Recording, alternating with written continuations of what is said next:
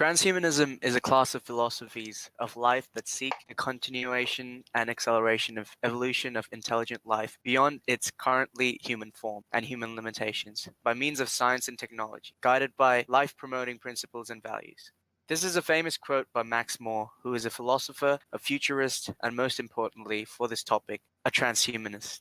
Transhumanism is entertaining the idea that humans have not yet unlocked their full potential and their final evolutionary form. By combining our scientific knowledge, biology, and technology to advance forward and improve the human experience, transhumanism provides a good alternative. Through this, we have strived to create new improved forms of intelligence to assist humanity, one of which is called artificial intelligence. While we have not achieved this yet, we have achieved what some people call weak AIs that act intelligently towards specialized tasks and cannot initiate its own learning. What are some of these examples of working AIs today? Autonomous cars are an example. Autonomous vehicles are becoming a viable motorized methods of transport due to their high efficiency and reduced emissions of gases, providing new innovative technology whilst benefiting the environment in comparison to regular petroleum cars. Whilst the invention of the autonomous vehicles focused heavily on benefiting both social and economic factors of consumerism, the use of technological intelligence is a major contributing component behind the navigations of such machines.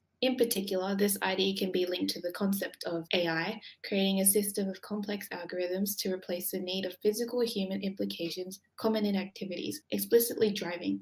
Such examples include lane keeping, self-parking, and autonomous emergency braking, also known as AEB, using aspects of sensory technology as well as voice messages. A popular example is the Tesla, invented by Elon Musk, a company founded in 2003 that exists to, quote, create an entire sustainable energy ecosystem. Are there any more examples of uses of AI today?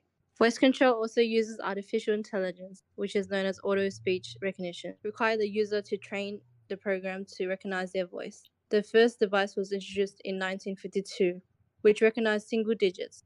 Today, voice control devices can be used in many industries, including healthcare, telecommunications, military, and personal community. For example, programs such as Siri, Alexa, Cortana, and Google Home. These programs is able to connect to other appliances such as lights, doors, and other appliances such as cars. There are also different types of voice recognition systems, including speaker-dependent, which requires training before use. Speaker-independent recognition, where it recognizes the user's voice without any training. Discrete speaker recognition, which requires the user to pause so the program is able to identify each word separately. Continuous speech recognizes normal speaking rates, and natural language only understands the voice and also returns answers and other inquiries. How do people teach AI? Well, it is learned mostly through deep learning.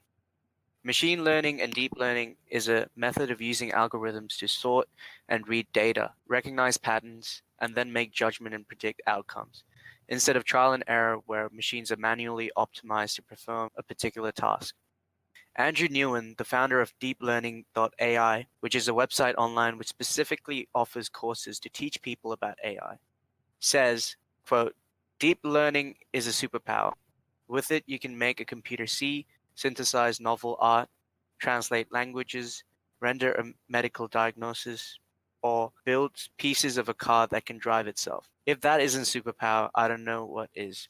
This is basically the second machine revolution of humanity. The first machine revolution expanded our mechanical powers. With the deep learning and machine learning, we will expand our cognitive abilities.